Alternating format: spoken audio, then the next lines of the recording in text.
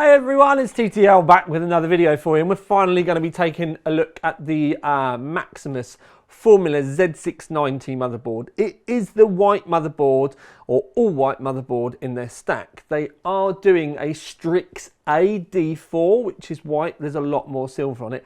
This board has heatsink and motherboard covers galore. It's pretty much all white in the best possible way without it looking cheap. Lots and lots of metal going on as well, rather than lots and lots of horrid plastic. But one of the reasons why I left this one is it sits quite high in the stack, and I noticed very early on with the Hero that the AI overclock wasn't really playing ball. So I have actually waited for it to mature a little bit, and I'm back to report on how it stands now. How it stands now, because I'm not going to wait any longer, and I do need to get things moved on because we obviously have a lot of launches impending in early January. And if you don't know what I'm talking about, I may need to do a subscriber video before I lose my mind because there's so much to be done. But Formula motherboard, let's get cracking, have a look around, and then we can get busy with the chatting on performance.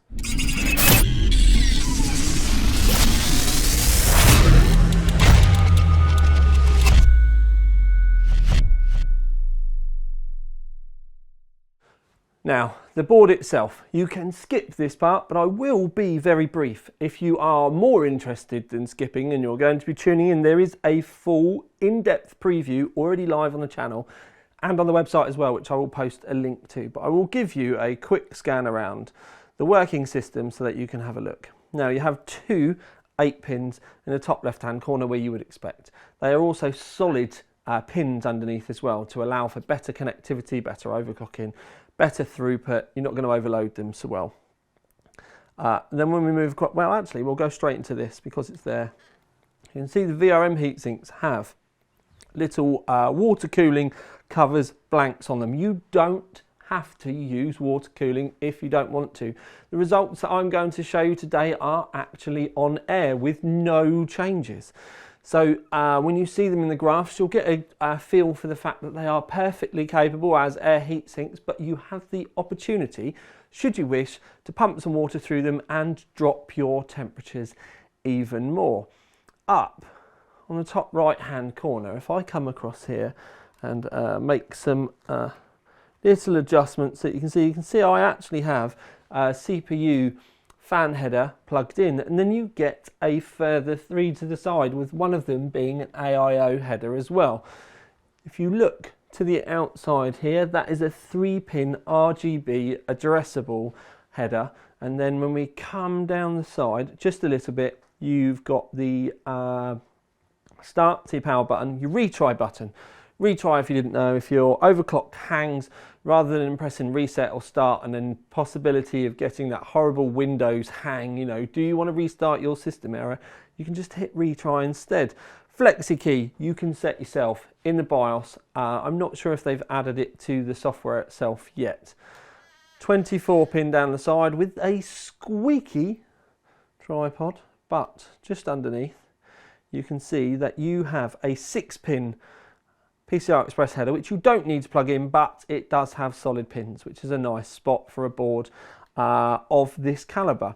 Then a USB 3.2 Gen 2 header just underneath that, and then you also get here your release key for your PCI Express graphics card header there, which if you've not seen on the Asus boards, it's a work of genius. And then hidden behind the graphics card is 8 SATA ports. I did just have to check because I can't remember, but like I said, you can go and have a look on the website and for the other preview. We've done a lot more written stuff for the main review, but the preview is something you can go and have a look at anyway. So this corner here, you can see, is our water cooling kind of section where you've got temperature probe outputs, water pump, RPM and flow. Then you have another header here for, it's a 4-pin PWM header. You then, as we go across, there are 2 USB 2s. There's some more fan headers here, and then there are an awful lot on the bottom of, Dear oh dear, I do apologise, children. There you go, 3. You can see I've bent one of these. Look at this. This is terrible. Can I put it right? No, I have. There we go. It looks a bit better now. So you can see we have 3 RGB headers down the bottom. So you have, when I look carefully, 1 4-pin and 2 3-pins. So you have 3 3-pin mother RGBs on the board in total. You can put up to 3 NVMEs on the board, 2 in that bottom section there, and then there is another one nestled underneath the graphics card itself, because this one, oh no, there is one underneath there as well. See, they're all over the place. You do need to go and see the preview. The little LCD screen there, you can set. It does run in circles and it will keep displaying everything, but you can tell that to put whatever you want on it. You can put a little GIF on there if you want. You can put a logo on there if you want as well. It's completely up to you. Now, the lighting on the board, if I change our viewpoint, is quite subtle. The fact that they've done drills and cutouts means I think they've kind of missed the trick.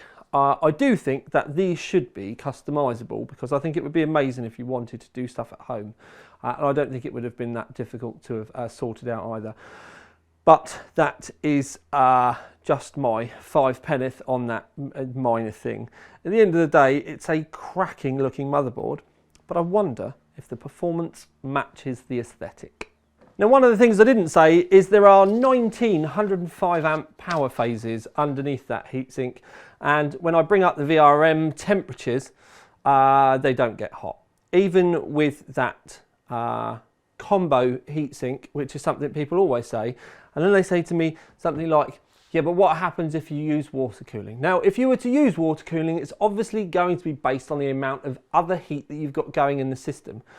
I'm an advocate of a single loop as a single loop, so you don't need to go radiator block, radiator block, radiator block. You can just go block, block, block, block, block, radiators. Or as I normally build stuff, go for the way it looks tidiest. But anyway, so if you were to pump some water in there, I did a very basic ghetto, just a single 120mm radiator block with an alpha core single pump thing that I had that was all like, and anyway, I pumped it through there and it took 12 degrees off of load. When it's at idle and stuff like that, it doesn't really matter. And unless you're going to be overclocking, I wouldn't particularly say it's particularly necessary. But if you have a look with the temperatures that I had, even when I had overclocked it, wasn't particularly hot anyway. Now, the overclocking, one of the things I will say is it perplexed me with this board. Mainly because if I matched the clocks that I got on the Z690 Strix D4, the DDR4 motherboard, if I matched it clock for clock, the Formula was behind on everything. And that was kind of my benchmark to start off with. I got it stable at those points, and then I was like, well, maybe I have too much heat. Wasn't really too much of a problem. So then I was looking for maybe it wants more power, maybe it wants more volts, maybe it wants less power, maybe it wants less volts. I spent an entire afternoon fiddling and tweaking this motherboard to try and find out why, with the identical clocks, it was behind the D4, and I couldn't get a categoric answer. There was no kind of it's that. But what I then did was, I wonder if we can go any further. And on the D4, what I was doing is up to 4 cores running on the performance cores, it was running 5.2. And then any more cores, it was running 5.1. And then up to 4 cores running on the E's, it was 41. And then any more than that, it would have ran at 40. So basically, if you load all of the cores up, you were getting 5.1 gigahertz on the P's and 4 gigahertz on the E's. Weirdly, with this, what I managed to do was to just get them all running at 5.2 and all running at 4.1. I did try and play around with some of the cache things to try and increase the cache limits, as in the frequency. Really didn't like me playing with cache though, even if I started tweaking with volts.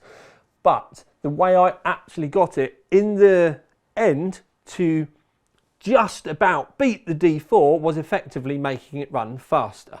So it's good that it runs faster, but it was very strange that at the same clocks it was very much behind.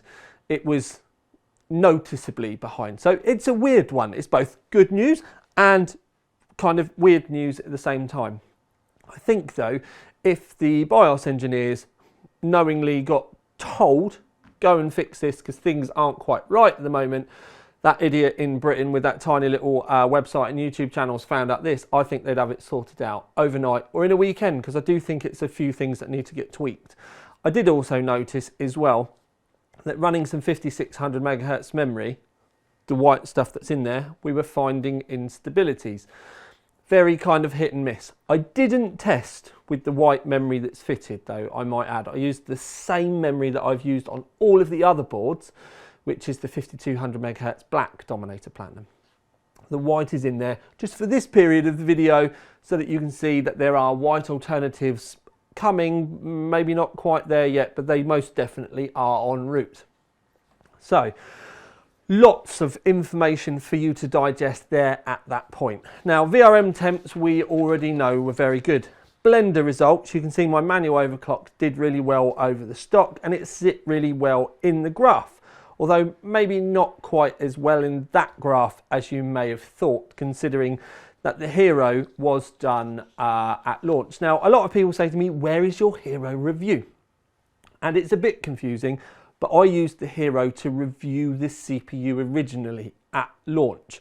So if you want to know about the Hero review, that's basically the data that is in my 12900K and 12600K video. We just kind of took the results that we got, put them into the motherboard graphs. So there isn't a dedicated motherboard review, but that's where the data come from. Not confusing when you think about it, but anyway. So Cinebench is what I have been using to play around with the AI overclock. In that, what I do is I just go and run Cinebench 15, 20 and 23 as kind of run the AI overclock, get it running, then go and take my Cinebench results and see where we go. Now they do say with AI overclock you should enable it, go into the operating system, run your favourite stress test, which I might add for me is Prime at this moment in time. And I have been using Prime. I turn the AVX off though, and then I run Prime on the small FFTs, maximum load, maximum heat, do that for 30 minutes, then restart. And that's so that the AI overclock gives you a chance to kind of get used to it. And then when you restart, you see the magic overclocked and then a certain percentage pop up. And mine always says about 71%. Now, you can see in the graphs that we have the AI overclock and we also have the stock result and then the main result. Now, multi-threaded is still a tripping point for the AI overclock. It does very well on single-threaded. The single-threaded results are nuts. You can see it's trying to push things to like 4.4 and 5.4 and 5.5 gigahertz on single-threaded. Although it doesn't do it for very long. It's not like it sits there consistently. It kind of moves around a bit. When it comes to the multi-threaded, what the AI overclock is doing is it's trying to push things too far. So it pushes them too far and then it throttles back and you just end up with the clock speeds going all over the place pretty much consistently. Now that doesn't do that with the manual overclock. But because it's doing that up and down all the time, although you are getting very minor splashes up to high clocks, the actual average overclock is actually then not that much better than stock. It's like the old days when I used to say to you guys when we were on about overclocking RTX cards. People are like, oh, I've overclocked my RTX card to 2100 megahertz. But it's all right saying it's running at that, but then your average clock, because it's moving around so much, your average clock ends up dropping lower than someone that might have been running 50 megahertz or 75 megahertz lower overclock. It's all about that kind of average. And the average with the AI overclock is just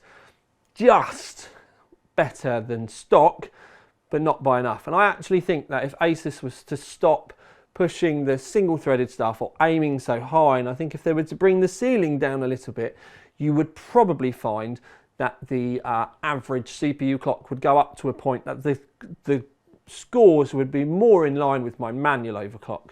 So if you think, oh yeah, but they're getting 5.4, 5.5 gigahertz, and yet you can see my manual overclock stuff is so clearly in front. I think you need something with a little bit more balance. Might be good for the occasional game, but even games now are running with a significant amount more cores enabled. So this is just something I think needs fine-tuning a little bit. But it doesn't sound like Asus really care that much about the AI overclock things anyway. I don't think it's a focus for them, based on the fact I've given them so much information and stuff about this and had very little fed back. Now, with the Cinebench stuff, as you've seen, you have the multi-threaded and the single-threaded graphs. It's the same data, but just sorted a different way. The gaming results you can see here as well. We split them out into games, but there are also big, fat, like all-in-one graph kind of things as well. And if you would like to go to the OC3D website so you can go and have a look yourself and pick them apart, please do, because there is lots of data there. I do spend quite a lot of time picking and testing all these things. And if anything, when I finish a review, I wish I'd done more testing, not less. Oh, deep breaths. So the formula itself, I think you're going to need to know your way around or be a little bit more of an experienced end user to get the best from this. I don't particularly, other than the white aspect, don't particularly think it's a good start for a beginner, because you're just not going to get anything out of your extra investment other than the aesthetics. It's not going to instantaneously deliver you better performance, because you really do have to be very fickle and careful about what you're doing and go through and almost do lots and lots and lots of testing if you're just trying to get the best from it. If you buy it and then use AI overclock or something like that, in reality, all you're doing is just ending up with a hotter CPU that's trying to do too much and delivering not enough for, you know, like the extra stress and the extra volts and things that you're going to be putting it under. I think it's a bit of a misjustice to the end users, but this is why, from way back, I've never been a fan of auto overclocking tools. And I've really tried with this one to try and help them and let them know that things aren't quite right. And because they've not been bothered about it, is why I'm just going to go back to, I don't think you should use them. They did actually ask me to make a video on it once, and I told them then that the auto overclocking stuff is just terrible and is worse. And that's why I didn't even end up making the video about it. But Formula, incredibly pretty. If you know what you're doing or are willing to learn, there is very much performance, a lovely amount of performance to get from it. You do need to be running the CPU very hard to get the best from it though. And what you need to remember is this is the same CPU and the exact same setup that I've used for all of the other boards. So you can get that graph topping performance, but you do just have to put an awful lot of time and effort in. I think I could probably get even more from it if I went in and overclocked on a per core basis so that I knew which core was the strongest. But I think if I was to do that, it'd probably take me an entire weekend of fiddling with notepads and pens and, you know, working out which one was best and literally just working it out. It might be something that I'll end up doing when it does go on my desk, because that's the other thing, is I do like a white motherboard. So I've earmarked this one for me to do a build with that I'm going to sit beside. So I am going to get used to its idiosyncrasies, and I probably will doing that thing where I said each core will be overclocked differently, and I will spend an absolute age trying to work it out. Because obviously some of the cores can sustain quite good stuff, and it'd be nice to see if I could get the odd one or two running at 5.3 or 5.4, and then, you know, mixing all the others up. So aesthetically brilliant. If you're willing to put the time in, the performance is there as well. High price tag though, because obviously it's a Formula board, and the last time I looked, we were looking, but now I've looked for the most up-to-date price. I've just seen that it can be found for around the £600 mark, which puts it considerably below the Aorus Extreme, which is over the £700 mark. So very expensive, not as expensive Depends how you want to mix it up. Obviously, there is the Extreme and the Apex that even go above this, and they obviously do the full water-cooled Mentalist 1200, 1500 pound motherboard as well.